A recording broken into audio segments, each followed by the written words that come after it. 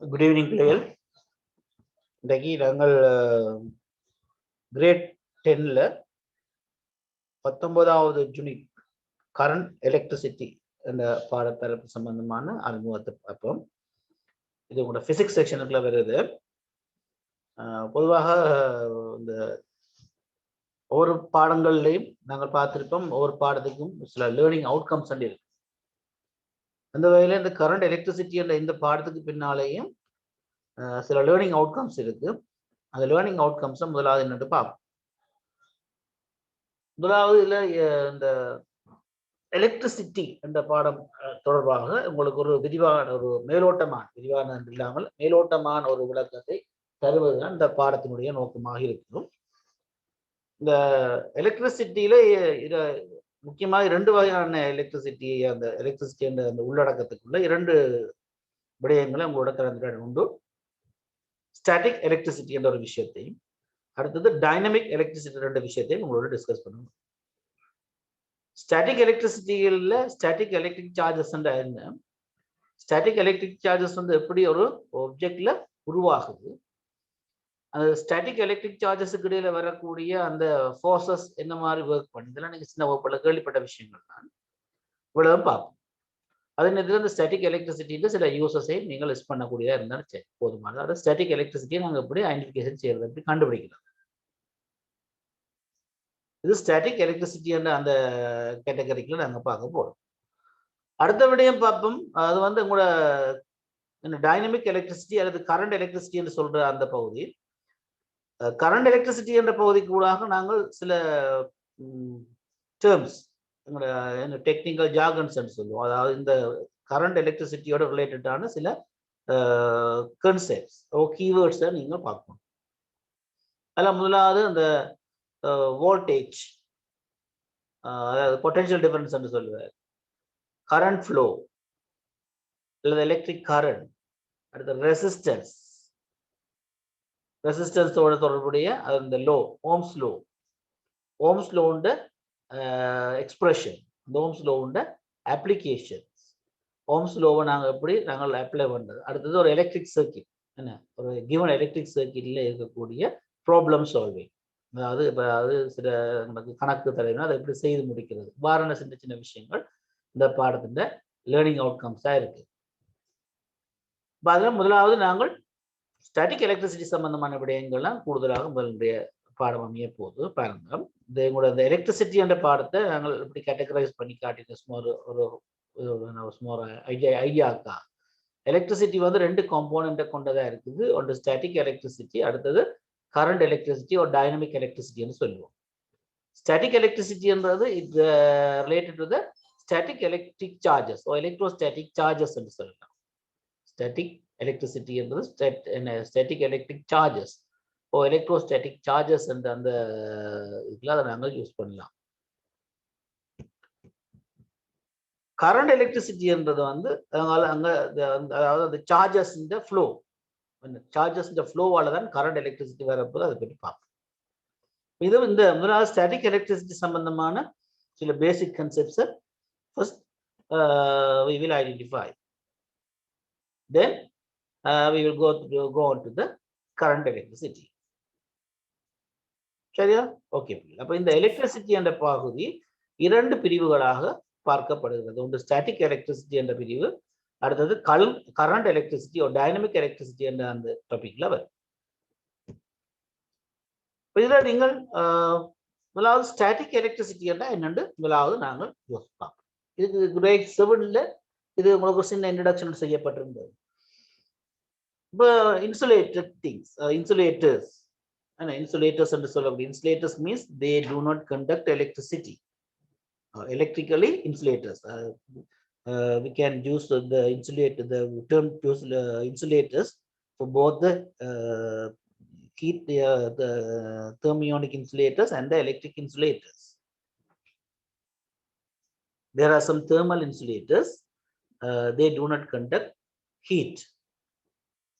At the same time, there are some electric insulators, they do not conduct electricity. Most of them do not conduct both heat and the electricity.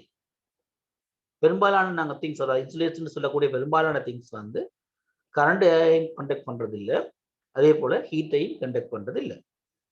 Okay, அப்ப இந்த conductors and insulators and both we can use to both electric conductors and the heat conductors. At the same time, we can use the electric insulators and heat insulators. So, static electricity என்னன்னு பாப்பீங்களா, நாங்க ஒரு திங்ஸை ரப் பண்ணும் போது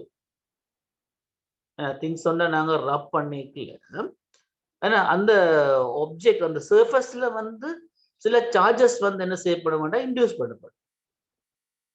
Because you know each and every matter is made up of tiny particles. We can call them atoms. You know the atom has some subatomic particles. They are protons, neutrons and electrons. Protons are the positively charged subatomic particle. Neutrons, they do not have any charges. And the electron, they have negative charges. Proton and neutron are bound together and situated at the center of the atom. We can call them nucleus. At the same time, the electrons go around the nucleus in different or particular path or particular orbits or the energy levels. As you know, as I already told you, ஒவ்வொரு பொருட்களுமே என்ன செய்யப்பட்டிருக்கு, சிறிய துணிக்கைகளால் ஆக்கப்பட்டிருக்கு. அந்த சிறிய துணிக்கைகளை தான் நாங்க என்னன்னு சொல்றோம், அட்டம் என்று சொல்றோம். அட்டத்துல பாத்தீங்கன்னு சொன்னா 3 சப் அட்டமிக் பார்ட்டிகல்ஸ் இருக்கு. அதுல வந்து புரோட்டான் சொல்லுவோம், அடுத்த நியூட்ரான் சொல்லுவோம், அடுத்த எலக்ட்ரான். புரோட்டானும் நியூட்ரானும் வந்து இருக்க போது புரோட்டான் வந்து பாசிட்டிவ்லி சார்ஜ், அது வந்து நியூக்ளியஸ்ல இருக்க போகுது, அட்டத்தின நியூக்ளியஸ்ல இருக்க போகுது. நியூட்ரான்ஸும் அதே மாதிரி தான் நியூக்ளியஸ்ல இருக்க போகுது, but it does not have any charge. At the same time electrons இருக்குது. எலக்ட்ரான்ஸ் வந்து எப்படி இருக்க போகுதுன்னு சொன்னா, அது அந்த நியூக்ளியஸை சுற்றி வேற வேற எனர்ஜி லெவல்ஸ்ல இல்லை வேற வேற ஆர்பிட்ஸ்ல அது அப்படியே ரவுண்ட் பண்ணிக்கொண்டு மூவ் பண்ணிக்கொண்டு இருக்கும். when we are rubbing something, அங்க ஏதாவது ஒன்று ரப் பண்ணும் போது இந்த சரிதானே, இந்த நாங்க ரப் பண்ணிக்கல வர அந்த ஃபோர்ஸால் அந்த எலக்ட்ரான்ஸ் வந்து அங்கே இருந்து ரிமூவ் பண்ணப்படுது. the charges are deposited on the surfaces of the insulators and they do not flow. இதுதான் எலக்ட்ரிக் சார்ஜஸ் சொல்லப்படும். இன்சுலேட்டர்ஸ் மீது உருவாக்கப்படுகின்ற, ஏன் அப்படி சொல்றோம்னா, இப்ப நாங்க கண்டக்டர்ஸ்லயே ரப் பண்ணினா இதே மாதிரியான ஒரு ஸ்டாட்டிக் எலக்ட்ரிக் சார்ஜஸ் வரும், but they pass through that conductor. They make the they produce the current electricity. இப்ப நாங்கள் யோசிக்கலாமே இன்சுலேட்டர்ஸ் இந்த வேர்டை பாவிக்கிறோம் அப்படின்னா கண்டக்டர்ஸ்ல இந்த ஸ்டாட்டிக் எலக்ட்ரிக் சார்ஜஸ் வராதான்னு நீங்க கேட்கலாம். கண்டக்டர்ஸ்ல ஸ்டாட்டிக் எலக்ட்ரிக் சார்ஜஸ் வரும், ஆனா வரும் பொழுது என்ன செய்யும், அதாவது என்ன செய்யும், அது அந்த கண்டக்டரா இருக்கிறபடியா அந்த சார்ஜஸ் அதை கண்டக்ட் பண்ணிக்கிட்டு அது கரண்ட் எலக்ட்ரிசிட்டியா மாத்தி விட்டுரும். அது நாங்க அடுத்த சாப்டர்ல பார்ப்போம், அடுத்த ஹெடிங்ல பார்ப்போம். பட் ஹியர் அங்க நாங்க என்ன செய்யறோம்னு சொன்னா, ரப் பண்ணும் போது we are disturbing the electrons. So இந்த எலக்ட்ரான்ஸ் வந்து ரப் பண்ணப்பட்டோம்னா அதுக்கு எனர்ஜி லெவல் ஏற்கனவே ஒரு எனர்ஜில அது ஓடிக்கொண்டிருக்கு. இப்போ நாங்க ரப் பண்ணி அதுக்கு அடிஷனலா கொஞ்சம் எனர்ஜி கிடைக்குது. அடிஷனலா எனர்ஜி கிடைச்சோன்னா அது என்ன செய்யுது, அங்கிருந்து வெளிக்கிடுது. சரி, அங்கிருந்து வெளிக்கிட்டு நாங்க எதை ரப் பண்றோமோ அதோட சேர்ந்து வந்துடுது. ஆக இப்ப உங்களுக்கு தெரியணும், each and every atom electrically neutral. ஒவ்வொரு அணுக்களும் மின்முறையில நடுநிலையானதுன்னு சொல்றோம். இப்ப நாங்க எலக்ட்ரான் அங்கே இருந்து ரிமூவ் பண்ணி எடுத்துட்டா இப்ப என்ன நடக்க போகுது பாருங்க, அந்த சார்ஜ் வந்து இன்பேலன்ஸ்ட் ஆக போகுது. பட் சார்ஜ் இன்பேலன்ஸ்ட் ஆகல, இப்ப அது பாசிட்டிவ்லி சார்ஜ் உள்ள ஒன்றா மாற போகுது. This is the way the things gain this electrostatic charges. நாங்க அந்த எலக்ட்ரான் அங்கேருந்து ரிமூவ் பண்ணி எடுத்த உடனே அதுக்கு என்ன வர போகுது, உங்களுக்கு பாசிட்டிவ் சார்ஜ் வந்து வரப்போகுது. ரைட் ரைட் அந்த பாசிட்டிவ் சார்ஜ் சொல்ல போறேன்னா அதுதான் சொல்ல போறேன்னு static electric charges. I have a video clip in animation, so I'll show you. Right, அது நீங்க பார்க்கலாம். சரி, அது சம்பந்தமா என்ன மாதிரி அந்த புரோட்டான்ஸ் இந்த ஸ்டாட்டிக் எலக்ட்ரிக் சார்ஜஸுக்கு காரணமா இருக்கிறது வந்து புரோட்டான்ஸும் நியூட்ரான்ஸும் எலக்ட்ரான்ஸும் தான். Because neutrons, they don't have any electrostatic charges. So therefore the static electricity ன்னு சொல்ல போயிட்டு நாங்க ரெண்டு பேரை தான் சொல்ல போறோம். வந்து protons, they are positively charged particles, and then the electrons. They are negatively charged particles. இதை வச்சுக்கொண்டு தான் ஸ்டாட்டிக் எலக்ட்ரிக் சார்ஜஸ் நாங்கள் ரெண்டு கேட்டகரியில கொண்டு வர போறோம். ஒன்று பாசிட்டிவ் சார்ஜ் சொல்ல போறோம், நெகட்டிவ் சார்ஜ் சொல்ல போறோம். ரைட். இப்போ பாருங்க, இல்லை பார்த்துருக்கா தெரியும். நாங்கள் முதல்ல சொல்லியிருப்போம், அந்த charges that are found stationary on the object in this manner are known as electrostatic charges. Right.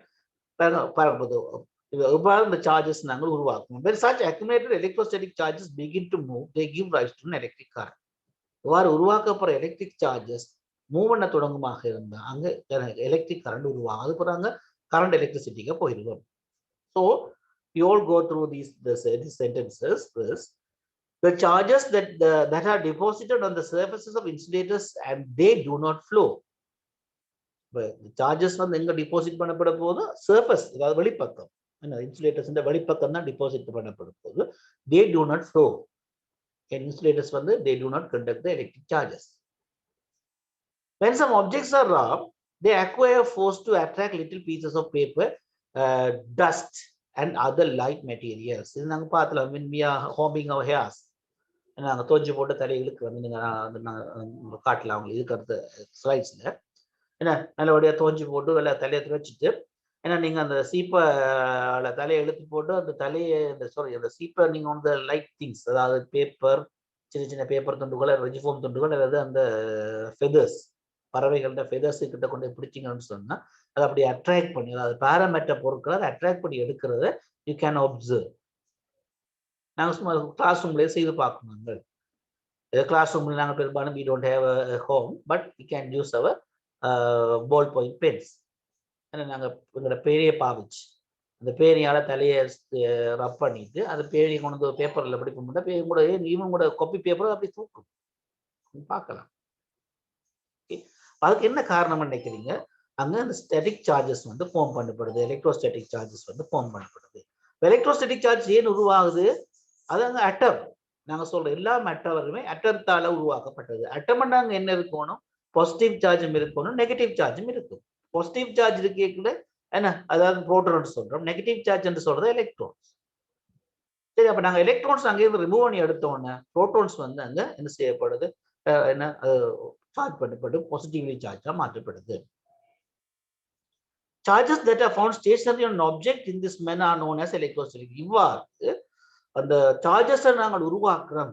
இப்போ ஒரு ரோட்டை நாங்கள் ஒரு ஒரு ஒரு குளோத்தால நாங்கள் ரப் பண்ணிட்டோம்னு சொன்னா அந்த ரோட்ல வந்து பாசிட்டிவ் சார்ஜ் வந்து இருக்கும். அதே நேரத்தில் அங்க இருக்க எலக்ட்ரான்ஸ் எல்லாம் எங்க வந்து இருக்கும்?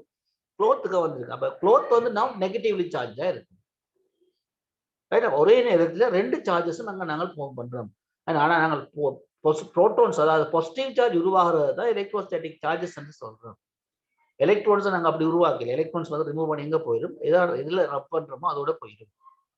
சரி, ஒவ்வொரு சந்தர்ப்பத்திலையும் each and every instances we are rubbing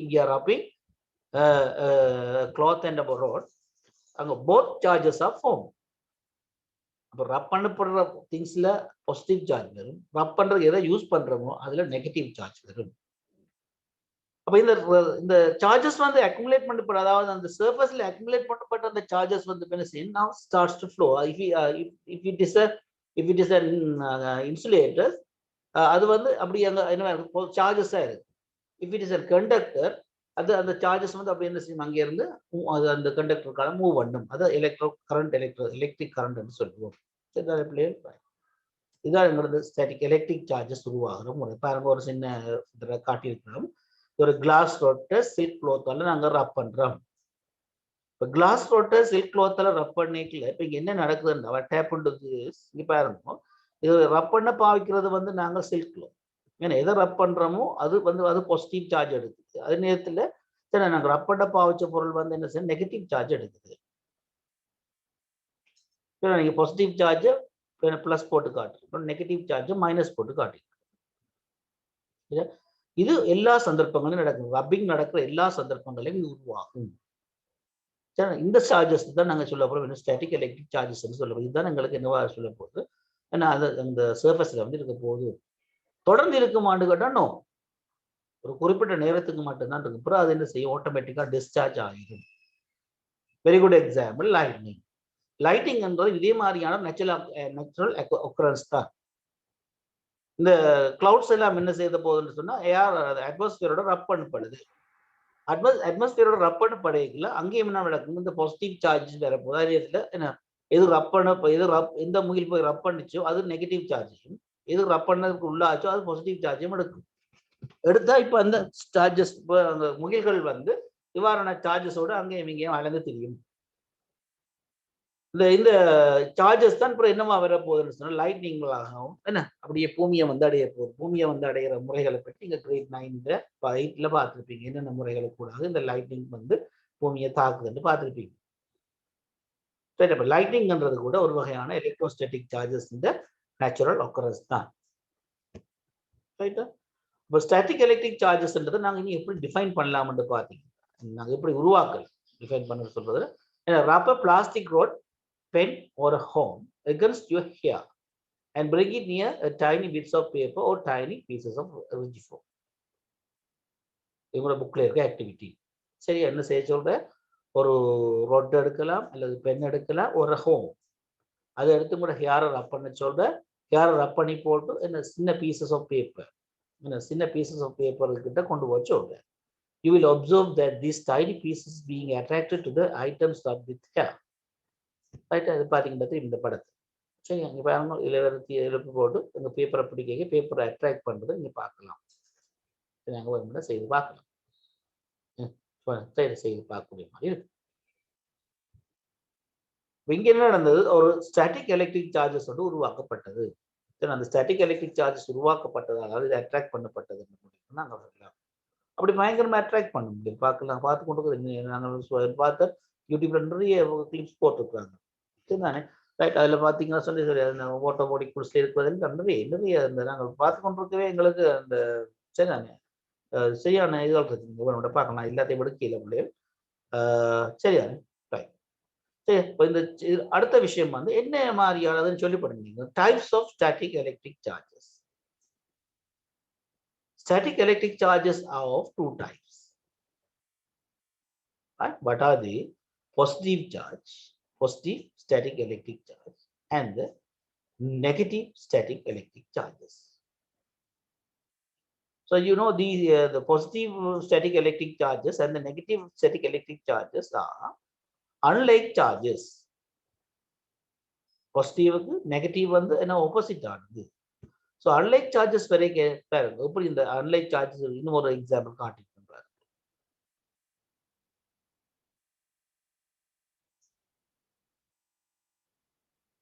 இப்ப நாங்கள் மாறி சேரும் இங்க குளோத்தை வச்சுக்கொண்டு அதுல கொண்டு இதை ரப் பண்ண வைங்க, கொளுத்தின ரப் பண்ணா இப்போ குளோத்ல பாசிட்டிவ் சார்ஜ் என்ன இவர்ல நெகட்டிவ் சார்ஜும் வந்து மாறும்.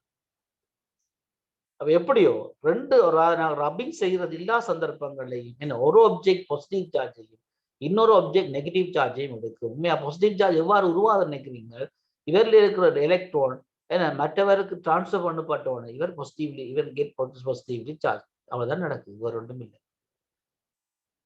ரப்பனைக்குல ஏன்னா இதில் இது முதல் நீங்க அந்த பீஸ் ஆஃப் கிளாத் எடுங்களேன், பீஸ் ஆஃப் கிளாத் எடுத்தீங்கன்னா அந்த பீஸ் ஆஃப் கிளாத்ல பாசிட்டிவ் சார்ஜஸும் நெகட்டிவ் சார்ஜஸும் ஈக்குவலா இருந்து இருக்கு. தட் மீன்ஸ் புரோட்டான்ஸும் எலக்ட்ரான்ஸும் ஈக்குவலா இருந்து இருக்கு.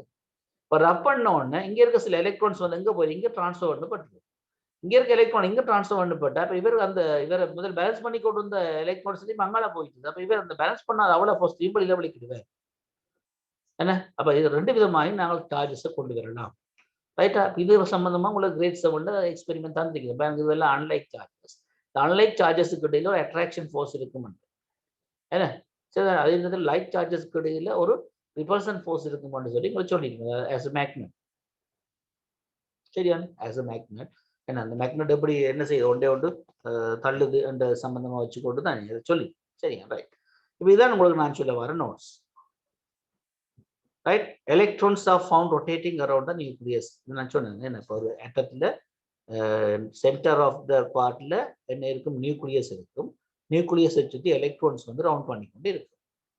only electrons can be removed from an atom easily. அப்ப எலக்ட்ரான்ஸ் தான் அங்கே இருந்துங்களா ஈஸியா இருக்கு, அதுக்கு ஒரு எனர்ஜியோட ஓடிக்கொண்டிருக்கு, கொஞ்சம் எனர்ஜியை கொடுத்தோன்னு வெளிக்கிட்டு வெளியில வந்துடும்.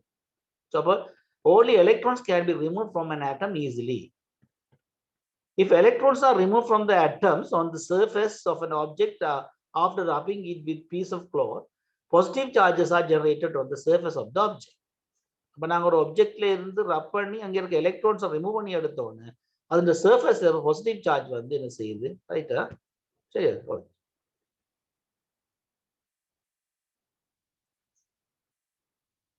that is the surface is positively charged. இந்த வகையில தான் சர்ஃபேஸ் வந்து என்ன செய்யுது, பாசிட்டிவா சார்ஜ் பண்ணப்படுது. If the object receives electrons from the piece of cloth after being rubbed,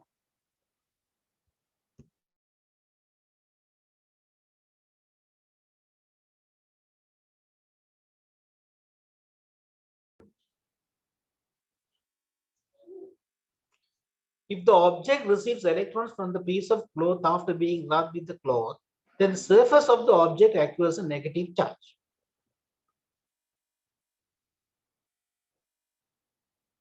அப்ப இந்த ஆப்ஜெக்ட் வந்து எலக்ட்ரானை ரிசீவ் பண்ண அந்த இது என்னவா மாறுது, நெகட்டிவ்லி சார்ஜ் தான் மாறுது. சரி, அந்த இதற்கு வாசிச்சு பாருங்கடா.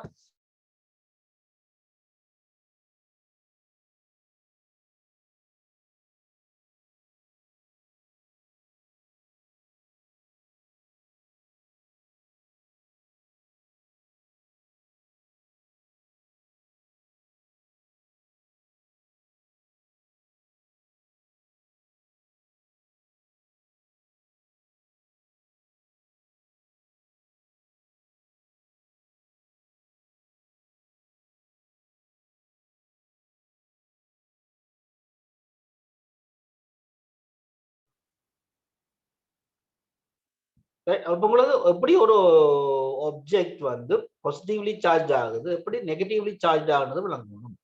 இப்போ ஒரு ஆப்ஜெக்ட்ல இருந்து எலக்ட்ரான்ஸை நான் ரிமூவ் பண்ணி விட்டோன்னு அந்த ஆப்ஜெக்ட் வந்து பாசிட்டிவ்லி சார்ஜ் ஆகிடும்.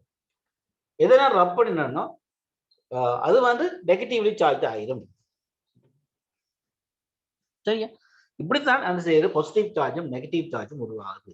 இப்போ இந்த பாசிட்டிவ் சார்ஜும் நெகட்டிவ் சார்ஜும் உங்களுக்கு தெரியும் oppositely charge or unlike charges, so therefore they attract each other, right? அப்ப இது வந்து பாத்தீங்கன்னு சொன்னா அப்ப இந்த பாசிட்டிவ் சார்ஜஸும் நெகட்டிவ் சார்ஜஸும் என்ன செய்யும், ஒன்றை அட்ராக்ட் பண்றதுனால அது என்ன செய்யுதுன்னா என்ன செய்து கொள்வது, ஒன்றை அட்ராக்ட் பண்ணிக்கணும். அவர்களுக்கு அட்ராக்ஷன் ஃபோர்ஸ் இருக்கும்.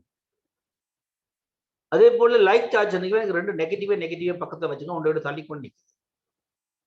இன்னொரு பாசிட்டிவ் பக்கத்துல வச்சு அதுவும் தள்ளி கொண்டு நிற்குது. பட் இங்க பாருங்க பாசிட்டிவ் நெகட்டிவ் பக்கத்துல வச்சோன்னா அட்ராக்ட் பண்ணிக்கொண்டு நிற்குது. அப்ப அப்பொழுதும் அன்லைக் சார்ஜஸுக்கு இடையில என்ன இருக்க போகுதுன்னு சொன்னா என்ன, ஒரு அட்ராக்ஷன் ஃபோர்ஸ் இருக்கும். லைக் சார்ஜஸ்க்கு எப்பவும் என்ன இருக்கும் சொன்னா ரிபல்ஷன் சார்ஜ் இருக்கும், ரிபல்ஷன் ஃபோர்ஸ் இருக்கும். இப்படித்தான் என்ன நடக்க போகுது, இந்த எங்களுக்கு இந்த ஸ்டாட்டிக் எலக்ட்ரிசிட்டி என்னன்னா எலக்ட்ரோஸ்டாட்டிக் சார்ஜஸ் வந்து உருவாக போகுது. எலக்ட்ரோஸ்டாட்டிக் சார்ஜஸ் சம்பந்தமாக உங்களுக்கு டீப்பாக எதுவும் சொல்லப்படல.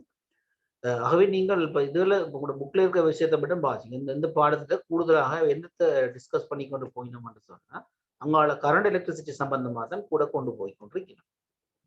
ரைட்? அப்ப இது சம்பந்தமா நீங்க எங்க பார்க்கணும்னு சொன்னா உங்களோட ஏர்லி கிரேட் 7 என்ன சரிதானே, கிரேட் 7 பாத்தீங்கன்னா சரி சரிதானே. ரைட், இப்ப நாங்க என்ன செய்வோம்னு சொன்னா இப்ப இந்த இப்ப நாங்க பார்த்த விடயங்கள் இருக்கு, நாங்க அந்த ஸ்டாட்டிக் எலக்ட்ரிக் சார்ஜஸ் சம்பந்தமாக சரி நாங்கள் ஒரு வீடியோ கிளிப் ஒன்று இருக்கு, அதற்கோ நாங்கள் பார்க்கலாம் நினைக்கிறோம். அதை பார்த்துட்டு நாங்கள் அது கொஞ்சம் உங்களுக்கு கிளியரா வரும். அது நாங்கள் பார்த்தோம்னு சொன்னா ஒரு ஐடியா ஒன்று வரும் உங்களுக்கு. அதை வச்சுக்கொண்டு நாங்கள் அப்புறம் என்ன செய்யலாம்னு சொன்னா அடுத்த செஷனுக்கு நாங்கள் மூவ் பண்ணலாம். சரி, அப்படி ஓகே. இப்போ இதுல முக்கியமா நாங்கள் என்ன விஷயத்த நோட் பண்ண வேண்டும் என்று சொன்னா 2 விதமான சார்ஜஸ் இருக்குன்னு சொல்லியும் அந்த 2 விதமான சார்ஜஸ்ல ஒன்று பாசிட்டிவ் சார்ஜ் மற்றது நெகட்டிவ் சார்ஜ். சரிதானே? பாசிட்டிவ் சார்ஜ் எவ்வாறு உருவாகுது, அந்த ஆப்ஜெக்ட்ல இருந்து எலக்ட்ரானை ரிமூவ் பண்றதால பாசிட்டிவ் சார்ஜ் உருவாகுதுன்னு சொல்லுவோம். ஏன்னா நெகட்டிவ் சார்ஜ் எப்படி உருவாகுது, அந்த எலக்ட்ரான் அந்த ஆப்ஜெக்டை போய் அடைகிறதால உருவாகுது. இந்த வகையில தான் ஒரு ஆப்ஜெக்ட் பாசிட்டிவாகவும் நெகட்டிவாகவும் சார்ஜ் பண்ணப்படுது. சரி, அப்படியே ஓகே. நான் இந்த வீடியோ பார்த்துட்டு நாங்கள் விஷயத்துக்கு வருவோம்.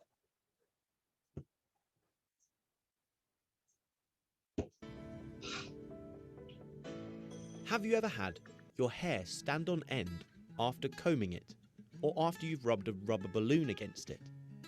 This video will look at the physics behind static electricity. It might help you if you first viewed the video on atomic structure. Current electricity is a relatively recent discovery, whereas the effects of static electricity were written about over 2,000 years ago in ancient Greece. As the name static electricity suggests, it is static, it doesn't move. Metals allow the flow of electrons in current electricity, but here we are dealing with all the other materials that are not metals and are insulators.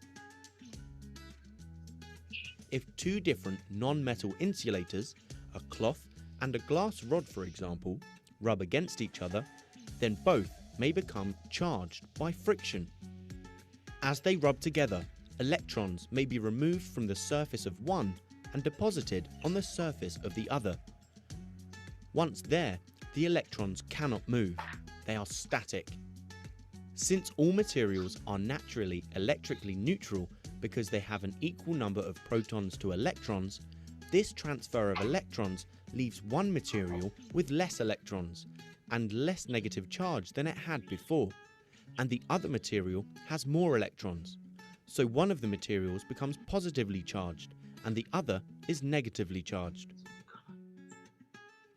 This can be seen when a plastic rod, such as a ruler, is rubbed with a soft cloth.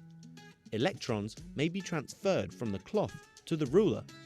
If two identical rulers are charged in this way, and one is suspended in a simple cradle as shown, as the end of one ruler is brought closer to the other, repulsion is seen as the suspended ruler turns. It is pushed away. Holding the cloth used for charging near to the ruler will attract it toward the cloth. This shows that there are two types of charge, positive and negative. So alike charges repel or push each other away, whereas opposite charges attract each other or move towards each other. Which material becomes positive or negative depends on the identity of each. This happens when you brush your hair. The brush and the hair take on opposite charges and so become attracted to each other. There may even be a crackle, and in a darkened room you may see tiny sparks as the electrons jump the small gap to make the materials electrically neutral once more. This often happens when removing clothing made of certain fabrics. This is a party trick where a rubber balloon, after rubbing against a cloth or a jumper, or even someone's hair, can be made to stick to a wall. This works as the charge given to the balloon, let's say is positive, when brought near to the wall causes or induces a slight charge separation in the wall as negative charge is attracted towards the surface. This induced slight negative charge is sufficient to attract and hold on to the positively charged balloon, so it sticks. Even holding a freshly charged plastic comb next to a thin stream of water from a tap shows a similar effect, that of induced attraction. The slight spark caused by the electrons jumping from one material to another can be dangerous. Petrol and other liquid fuels build up a static charge as they flow through a plastic pipeline.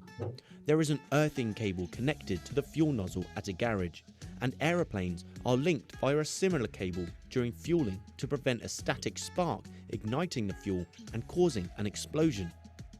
So the next time you drag your rubber shoes across a carpet and then touch a door handle or your friend, and you hear a click and feel a small shock, you know that you have just witnessed static electricity in action.